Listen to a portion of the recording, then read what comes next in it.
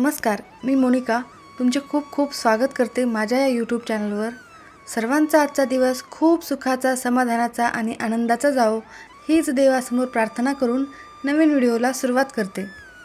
30 April वार बुधवार, या दिवशी आहे अक्षय तृतीया। अक्षय तृतीया आहे 3.5 मुहूर्तापैकी एक मुहूर्त आहे। या दिवशी कोणतेही शुभ कार्य करू शकता। या दिवशी तुम्ही नवीन गोष्टी खरेदी करू शकता। या दिवशी कुठलाही मुहूर्त पाहण्याची गरज नसते, कारण हा दिवस अत्यंत शुभ असल्यामुळे तुम्ही या दिवशी कोणतेही महत्त्वाचे काम करायला सुरुवात करू शकता। या दिवशी भगवान विष्णू आणि माता लक्ष्मी यांची पूजा केली जाते। या दिवशी केलेल्या दानाचे अक्षय पटीने पुण्य प्राप्त होते असे सांगण्यात आलेले आहे। अक्षय तृतीयाच्या दिवशी देवी लक्ष्मीच्या पूजेसोबतच पितृदेवतांची देखील पूजा केली जाते। या दिवशी पितृदेवतांची पूजा केल्याने त्यांचे आशीर्वाद प्राप्त होतात असे सांगितले जाते की या दिवशी मृत्यूलोकातून पितृदेव पाणी पिण्यासाठी पृथ्वीवर येत असतात आणि आपण त्यांची काही सेवा केल्याने, पूजा केल्याने आपल्याला त्यांचे आशीर्वाद प्राप्त होते। आपण काही उपाय केल्याने पितृदोष नष्ट होऊन, पितृतृप्त होऊन आपल्याला आशीर्वाद देत असतात। या दिवशी तर्पणाला आणि पिंडदानाला देखील खूप महत्त्व आहे। हा दिवस 3.5 मुहूर्तापैकी एक मुहूर्त असल्यामुळे या दिवशी तुम्ही काहीही चांगल्या गोष्टी खरेदी करू शकता। जसे की या दिवशी तुम्ही गाडी, घर, कुठलीही किंवा सोनं चांदी खरेदी करू शकता। त्याचबरोबर कोणतेही शुभ कार्य करायचे असेल तर तुम्ही या दिवशी करू शकता। या दिवशी आपण काही वस्तू खरेदी केल्यास घरामध्ये अक्षय पुण्यफळ प्राप्ती राहते। त्याचबरोबर घरामध्ये पैशाची भरभराट कायम राहते आणि तुम्हाला कुठल्याही अडीअडचणी येत नसतात। अपार धनसंपत्ती प्राप्त होण्यासाठी तुम्ही या दिवशी भगवान विष्णूची आणि माता लक्ष्मीची पूजा करावी। असे सांगितले जाते की भगवान श्रीकृष्णांनी पांडवांना याच दिवशी अक्षय पात्र दिले होते आणि त्यामुळेच त्यांना आपल्या प्रवासामध्ये उपाशी राहावे लागत नसे। अक्षय या शब्दाचा अर्थच असा आहे की तो कधीही न संपणारा, कधीही न क्षय होणारा। त्यामुळेच हा दिवस खूप महत्त्वाचा आणि पवित्र मानला जातो। आपण या दिवशी जे काही खरेदी करतो त्यामुळे आपल्या आयुष्यात शुभ परिणाम मिळत असतात। या दिवशी आपण ज्या काही गोष्टी करत असतो त्या आपल्याकडे कायमच्या राहतात, शाश्वत राहत असतात। या दिवशी तुम्ही चांगल्या गोष्टी करा किंवा वाईट, दोन्हीही अक्षय राहतात, म्हणजे दोन्हीही आपल्याकडे साठवून राहतात, शाश्वत राहतात। त्यामुळे तुम्ही या दिवशी शक्यतोवर चांगल्याच गोष्टी कराव्यात। या दिवशी चुकूनही कोणतेही वाईट काम करू नये। वाईट गोष्टी टाळल्यामुळे आपल्या आयुष्यामध्ये त्याचा वाईट परिणाम निश्चितच होणार नाही। त्यामुळे तुम्ही चुकूनही वाईट गोष्टी कुठल्याही करू नकात। अक्षय तृतीयाच्या दिवशी सर्व ग्रह हे उच्च राशीमध्ये असतात, म्हणूनच या दिवशी आपण जे काही उपाय करतो, सेवा करतो त्याचे आपल्याला निश्चितच फळप्राप्ती होते। त्यामुळेच आज आपण या व्हिडिओमध्ये एक प्रभावी असा उपाय बघणार आहोत। तर बुधवारी आलेली आहे अक्षय तृतीया। देवघरातील अन्नपूर्णा देवीला अर्पण करायची आहे फक्त ही एक वस्तू। एका रात्रीतून तुमचं नशीब उजळेल, तुमच्याकडे अखंड लक्ष्मी नांदेल आणि धनधान्य संपत्ती नांदेल। त्याचबरोबर अन्नपूर्णा देवीचा आशीर्वाद प्राप्त झाल्यामुळे तुम्हाला अन्नधान्याची कधीही कमतरता जाणवणार नाही, कारण अन्नधान्य तुमच्याकडे अक्षय राहील। लक्ष्मी देवीचा आशीर्वाद असल्यामुळे तुमच्याकडे पैसा देखील अक्षय राहणार, लक्ष्मी घरात नांदणार, म्हणजे तुमच्याकडे धनधान्य आणि पैशाची देखील कमतरता जाणवणार नाही। त्यामुळे 33 वर्ष धनधान्य संपत्ती घरात कमी पडणार नाही, असा हा प्रभावी उपाय आहे। आपल्या देवघरामध्ये अन्नपूर्णा देवी ही असतेच। त्या देवीसमोर आपल्याला एक वस्तू अर्पण करायची आहे। तर ती कशी करायची आहे, वस्तू कोणती आहे, संपूर्ण माहिती मी या व्हिडिओमध्ये तुम्हाला देणार आहे। त्यामुळे तुम्ही व्हिडिओ शेवटपर्यंत बघा आणि माहिती आवडल्यास व्हिडिओला लाईक करा, शेअर करा आणि सबस्क्राईब नक्की करा आणि बेल आयकॉनला प्रेस करा, ज्यामुळे तुम्हाला माझे नवनवीन व्हिडिओ बघायला मिळतील। आत्ता जो मी तुम्हाला उपाय सांगणार आहे तो तुम्हाला अक्षय तृतीयाच्या दिवशी दिवसभर कधीही करायचा आहे। त्या शुभ मुहूर्तावर, त्या शुभ दिवशी तुम्ही सकाळपासून संध्याकाळपर्यंत कधीही करू शकतात, कारण या दिवशी कुठलाही मुहूर्त पाहण्याची गरज नसते। तुम्हाला शक्य असल्यास तुम्ही ही वस्तू सकाळीच अन्नपूर्णा मातेला अर्पण करावी। काही कारणास्तव तुम्हाला सकाळी ही वस्तू अन्नपूर्णा देवीला अर्पण करणे शक्य नाही झाल्यास तुम्ही दिवसभरात कधीही करू शकता, किंवा तुम्ही दुपारी देखील अन्नपूर्णा देवीला अर्पण करू शकता किंवा संध्याकाळी देखील हे काम करू शकता। व्हिडिओमध्ये जो तुम्हाला मी उपाय सांगणार आहे हा उपाय तुम्ही आवर्जून करावा आणि प्रत्येक घराघरातील व्यक्तींनी हा उपाय करायलाच हवा, कारण हा उपाय केल्याने अक्षय पुण्यफळ प्राप्ती होते आणि आपल्या देवघरातील अन्नपूर्णा देवी समोरच आपल्याला ही एक वस्तू ठेवायची आहे। प्रत्येक घराच्या देवघरामध्ये अन्नपूर्णा देवी ही असतेच. हातामध्ये पळी घेतलेली अन्नपूर्णा देवी ही माता पार्वतीचाच एक अवतार आहे असे मानले जाते. सर्वांच्या घरात अन्नधान्याची कमतरता जाणवू नये यासाठी अन्नपूर्णा देवी प्रत्येकाच्या घरात असणे महत्त्वाचेच आहे आणि अन्नपूर्णा देवीची ही पूजा रोजच झाली पाहिजे.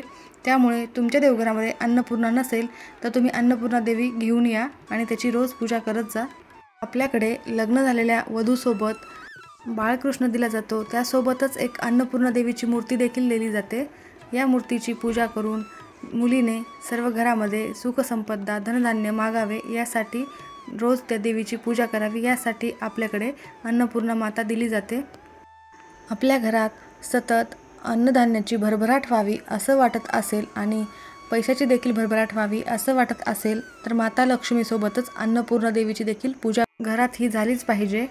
ज्या घरामध्ये अन्नपूर्णा देवीचा आशीर्वाद असतो तेथे अन्नधान्याला कमी पडतच नाही. सोबतच अन्नपूर्णा देवीचा आशीर्वादामुळे अन्न हे रुचकर लागते आणि थोड्या अन्नामध्ये भरभराट होते. घरामध्ये तुम्ही थोडा जरी स्वयंपाक केला तर तो भरपूर होतो, कारण अन्नपूर्णा देवीचा भरभरून आशीर्वाद असल्यामुळे तुमच्या घरामध्ये या गोष्टी होत असतात. त्यासाठी तुम्हाला देवीची पूजा करणे खूप गरजेचे आहे. दररोज तुम्ही अन्नपूर्णा देवीची पूजा केल्याने तुमच्यावर अखंड प्रसन्न राहते. तुमच्या घरात सतत पैशाच्या अडचणी येत असतील, आलेला पैसा घरामध्ये टिकत नसेल, कोणत्या ना कोणत्या कारणाने पैसा बाहेर जात असेल तर तुमच्या घरामध्ये लक्ष्मीचा देखील आशीर्वाद कमी असतो. त्यामुळे माता लक्ष्मीला देखील तुम्हाला पूजणे महत्त्वाचे आहे. त्यासाठी काही प्रभावी उपाय केल्याने देखील लक्ष्मी आणि अन्नपूर्णा देवीचा आशीर्वाद प्राप्त होतो. तर त्यापैकीच एक उपाय म्हणजे हा आज आपल्याला करायचा आहे. अक्षय तृतीयेच्या दिवशी आपल्याला करायचा आहे. त्यासाठी तुम्हाला अक्षय तृतीयेच्या दिवशी सकाळी लवकर उठायचे आहे, शुचिर्भूत व्हायचे आहे. म्हणजे आंघोळीच्या पाण्यामध्ये तुम्हाला सकाळी थोडेसे गंगाजल टाकून आंघोळ करायची आहे. स्वच्छ कपडे परिधान करून घरातील देवी देवतांची पूजा करून घ्यायची आहे. पूजा झाल्यानंतर तुम्हाला या उपायाला सुरुवात करायची आहे. तुम्हाला हा उपाय सकाळी करायचा असेल तर तेव्हा तुमची देवपूजा झालेलीच असते, त्यामुळे घरामध्ये दिवा धूप दीप लावलेला असतो आणि तेव्हा तुम्ही हा उपाय केला तर उत्तमच आहे. पण तुम्हाला जेव्हा कधी दुपारी वेळ मिळाल्यावर किंवा संध्याकाळी हा उपाय जर करायचा असेल तर त्यावेळेला तुम्ही दिवा लावायचा आणि धूप दीप लावून नंतर हा उपाय करायला सुरुवात करायची. उपाय करण्यासाठी तुम्हाला एका तामणामध्ये अन्नपूर्णा देवीची मूर्ती ठेवायची आहे आणि मूर्तीवर तुम्हाला उसाचा रसाचा अभिषेक करायचा आहे. उसाचा रस नसेल तर तुम्ही शुद्ध पाण्याने पंचामृताने अभिषेक केला तरीही चालेल. अभिषेक करत असताना ओम अन्नपूर्णा देव्ये नमः या मंत्राचा जप करायचा आहे किंवा अन्नपूर्णा स्तोत्राचे पठण करायचे आहे. मूर्तीला स्वच्छ पुसून घेऊन एका वाटीमध्ये ठेवायचे आहे. वाटीमध्ये ठेवण्याआधी तुम्हाला त्याखाली थोडेसे हळद कुंकू टाकून घ्यायचे आहे. त्यानंतर दुसरी एक वाटी घेऊन त्या वाटीमध्ये तुम्हाला सप्तधान्य घ्यायचे आहे. म्हणजेच 7 प्रकारचे धान्य तुम्हाला घ्यायचे आहे. सप्तधान्यांमध्ये एक महत्त्वाचं धान्य घ्यायचं आहे, ते म्हणजे तांदूळ. तांदूळ हे पूर्ण अन्न असल्यामुळे हे तांदूळ तुम्हाला अवश्य घेणे आणि तांदूळ हे माता लक्ष्मीला अन्नपूर्णा देवीला देखील प्रिय आहेत.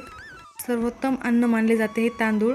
म्हणूनच देवी देवतांना भोग दाखवताना म्हणजेच नैवेद्य दाखवताना तांदूळाची खीर तांदूळाच्या पदार्थांचा उपयोग केला जातो. अन्नपूर्णा माता देखील तांदूळामध्ये ठेवली जाते आणि तांदूळाशिवाय कुठलीही पूजा पूर्ण होत नाही. तुमच्याकडे गव्हाचे किंवा तांदूळाचे सातू असतील तर ते देखील घ्यायचे आहे. लक्ष्मीचं प्रतीक मानले जाते या सातूंना, त्यामुळे सातू अवश्य घ्यावेत.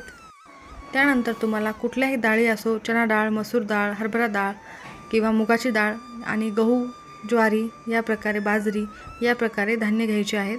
या प्रकारचे सप्तधान्य घ्यायचे आहे आणि एकत्र करायचे आहे. तुम्हाला हे धान्य अन्नपूर्णा मातेला अर्पण करायचं आहे. उजव्या हाताच्या 5 बोटाने आपल्याला अन्नपूर्णा मातेच्या मस्तकावर हे धान्य अर्पण करायचे आहे. अन्नपूर्णा देवीच्या खांद्यापर्यंत येईल इथपर्यंत आपल्याला हे धान्य अर्पण करायचे आहे. हे धान्य अर्पण करून झाल्यानंतर देवीला तुम्हाला हळद कुंकू अक्षता वाहून घ्यायच्या आहेत. धूप दीप दाखवायचे आहे, फुलं अर्पण करायची आहेत. त्यानंतर नैवेद्य अर्पण करायचं आहे.